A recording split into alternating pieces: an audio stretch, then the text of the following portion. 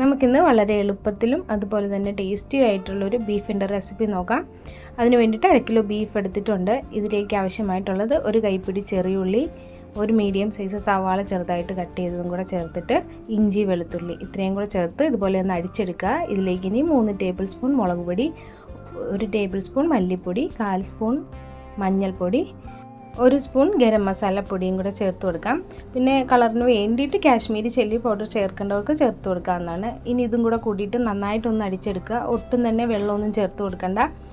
ഇനി ഒരു പാത്രം വെച്ച് ചൂടാക്കുക. ഇതിലേക്കൊരു 4 സ്പൂൺ വെളിച്ചെണ്ണ ഒഴിച്ച് കൊടുക്കുന്നുണ്ട്. ഈ എണ്ണ ഒന്ന് ചൂടായി വരുമ്പോഴേക്കും നമുക്ക് അടിച്ചു വെച്ചിരിക്കുന്ന ഈ മസാല ഇതിലേക്ക് ഇട്ട് കൊടുത്തിട്ട് ലോ ഫ്ലെയിമിൽ വെച്ചിട്ട് നന്നായിട്ട് ഇതിൻ്റെ വെള്ളമൊക്കെ ഒന്ന് വറ്റി ഒരു പച്ച മണമൊക്കെ മാറി ഇതുപോലെ കളറാകുമ്പോഴേക്കും ഗ്യാസ് ഓഫ് ചെയ്ത് കൊടുക്കാം. ഇനി 1 കിലോ ബീഫ് എടുത്ത് കഴുകി വൃത്തിയാക്കി കുക്കറിലേക്ക് ഇട്ട് കൊടുത്തിട്ടുണ്ട്. ഇതിലേക്ക് നമ്മൾ തയ്യാറാക്കി വെച്ചിരിക്കുന്ന മസാല ചേർത്ത് നന്നായിട്ടൊന്ന് മിക്സ് ചെയ്തെടുക്കുക. ഇനി ഇതിലേക്ക് ആവശ്യമായിട്ടുള്ളത് ഉപ്പാണ്. ഉപ്പും കൂടെ ചേർത്ത് കൊടുത്തിട്ട് വീണ്ടും നന്നായിട്ടൊന്ന് ഇളക്കി യോജിപ്പിച്ചതിന് ശേഷം ഇനി ഇത് കുക്കറിൻ്റെ അടപ്പ് വെച്ച് നന്നായിട്ടൊന്ന് മൂടിയിട്ട് ലോ ഫ്ലെയിമിൽ വെച്ചിട്ട് 5 വിസിൽ വരെ വേവിച്ചപ്പോൾ തന്നെ ബീഫ് വെന്ത് വന്നിട്ടുണ്ട്. ഇനി ഓരോ കുക്കറിനെ അനുസരിച്ചിട്ടിരിക്കും ബീഫ് വേകുന്നത്, അപ്പോൾ അതനുസരിച്ചിട്ട് വേവിച്ചെടുക്കാവുന്നതാണ്. ഇനി ഞാനിവിടെ എടുത്തിരിക്കുന്നത് ചട്ടിയാണ്. നിങ്ങൾക്ക് നോൺ സ്റ്റിക്ക് പാത്രത്തിൽ ചെയ്യണമെങ്കിൽ അതായിരിക്കും കൂടുതൽ നല്ലത്. അപ്പോൾ ഞാനിവിടെ ഇതിലേക്ക് ഒരു 2 സ്പൂൺ വരെ വെളിച്ചെണ്ണ വീണ്ടും ഒഴിച്ച് കൊടുത്തിട്ട് ഇതിലേക്ക് പൊടിക്കാത്ത പെരുംജീരകം ചേർത്ത് കൊടുക്കുന്നുണ്ട്. നിങ്ങളുടെ കയ്യിൽ അതുണ്ടെങ്കിൽ ലാസ്റ്റ് ചേർത്ത് കൊടുക്കാവുന്നതാണ്.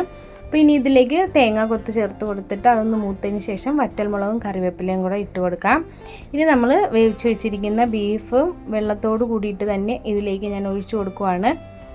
ഇനി ഗ്യാസ് ഫുൾ ഫ്ലെയിമിൽ വെച്ചിട്ട് നന്നായിട്ട് ഇതിൻ്റെ വെള്ളമൊക്കെ ഒന്ന് വറ്റുന്ന വരെ നമ്മൾ ഇടയ്ക്ക് ഇളക്കി കൊടുത്തിട്ട് വേണം റെഡിയാക്കി എടുക്കാൻ വേണ്ടിയിട്ട്. അങ്ങനെ ഇതായിപ്പോൾ ഒരു പകുതി വരെയൊക്കെ വെള്ളമൊക്കെ വറ്റി എണ്ണയൊക്കെ തെളിഞ്ഞ് വന്നിട്ടുണ്ട്. നമ്മൾ ബീഫ് വേവിക്കാൻ സമയത്ത് തീരെ വെള്ളം ചേർത്തിട്ടുണ്ടായിരുന്നില്ല, എന്നിട്ട് തന്നെ ഇത്രയും വെള്ളം നമുക്കായി കിട്ടിയിട്ടുണ്ട്. അപ്പോൾ ഇത് കംപ്ലീറ്റ് നമ്മൾ വറ്റിച്ചെടുക്കുവാണ്. ഇനി ഡ്രൈ ആയിട്ട് എടുക്കണമെന്ന് ഇഷ്ടമില്ലാത്തവർക്ക് ഈ ഒരു പരുവത്തിലൊക്കെ തന്നെ ആകുമ്പോഴേക്കും നമുക്ക് ഗ്യാസ് ഓഫ് ചെയ്ത് കൊടുക്കാം. ഇപ്പോൾ ഈ ഒരു സമയത്ത് ഏകദേശം വെള്ളമെല്ലാം വറ്റി വന്നിട്ടുണ്ട്. ഈ സമയത്ത് ഇതിലേക്ക് കുറച്ച് കുരുമുളക് പൊടിച്ചതും കൂടെ ചേർത്ത് കൊടുക്കാം. അപ്പോൾ പെരുംജീരകം പൊടിച്ചതുള്ളവർക്ക് അതും കൂടെ ഈ സമയത്ത് ചേർത്ത് കൊടുക്കാവുന്നതാണ്. നന്നായിട്ട് ഇപ്പോൾ ഡ്രൈ ആയി വരുന്നുണ്ട്. അപ്പോൾ ഈ സമയം ഒട്ടും തന്നെ കൈ എടുക്കാതെ ഇളക്കിക്കൊണ്ടേയിരിക്കുക. അപ്പോൾ ഈ ഒരു പരുവത്തിലാണ് ഞാൻ ഗ്യാസ് ഓഫ് ചെയ്തത്. ഇനി കുറച്ച് സമയം കൂടെ കഴിഞ്ഞാൽ വീണ്ടും ഈ ചട്ടിയുടെ ചൂടൊക്കെ കൊണ്ട് കുറച്ചും കൂടെ ഒന്ന് ഡ്രൈ ആയി കിട്ടും.